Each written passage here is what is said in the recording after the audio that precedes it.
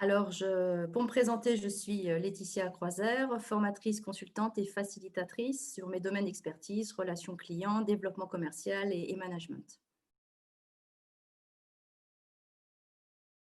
Alors, ce qui m'a amenée à me rapprocher du mind mapping, c'est déjà de l'avoir découvert auprès d'autres personnes qui l'utilisaient dans leur domaine professionnel. Et j'ai trouvé l'approche très intéressante. Ensuite, d'avoir commencé à l'utiliser pour travailler sur la rédaction d'un document et j'ai trouvé la démarche pertinente pour organiser mes idées. Après, j'ai lu quelques livres sur le sujet, j'en ai vu sur internet et je me suis dit: «Il faut que je me mette sur cet outil». Il est très intéressant.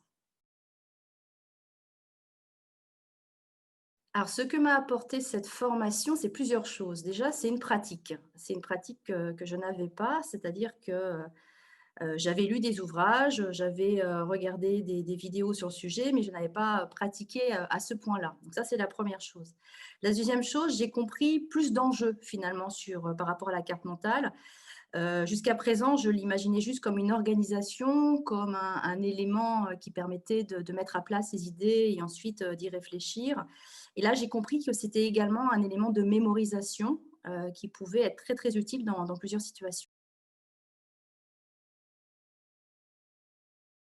Que j'ai pensé du formateur Pierre Levue? Plusieurs choses. Heu, une très, très bonne approche, pédagogique, hein, quelque chose de fluide, d'agréable, sachant capter notre attention sur, une formation en distanciel, ce qui n'est pas toujours, évident à faire, surtout sur un week-end. De la du dynamisme, une passion aussi du sujet qui était, facilement communicable, donc c'était très, très agréable.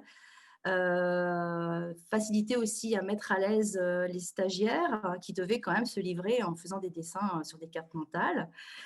Une bonne approche, une très bonne approche.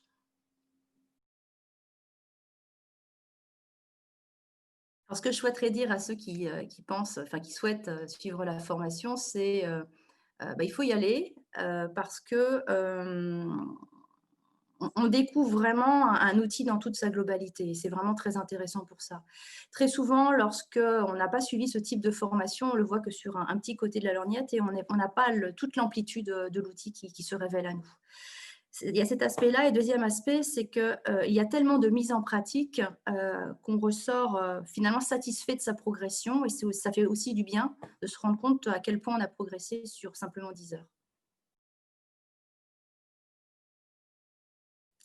Ah, je recommanderais grandement cette formation, à ceux qui, ne connaissent pas forcément la carte mentale, à ceux qui la pratiquent déjà, mais qui ne la pratiquent pas, dans tout son intérêt.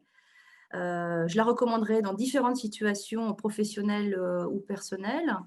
Professionnelles, organiser ses idées, aller plus loin dans son imagination également. C'est pas forcément des aspects qu'on voit, qu'on perçoit seul, sans être accompagné de cette façon-là. Donc oui, je la recommanderais chaudement. Alors, qu'est-ce que j'ai pensé de l'outil Zoom pour cette formation à distance?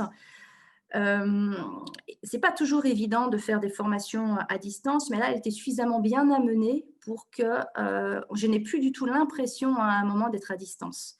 C'est-à-dire qu'il y avait une telle proximité avec les autres stagiaires dans la façon dont on travaillait, sur, le jeu, des questions-réponses aussi, toute la pédagogie active qui a été mise en place, ce qui fait que l'outil a totalement disparu à un moment et j'ai vraiment eu le sentiment d'être dans une salle de formation.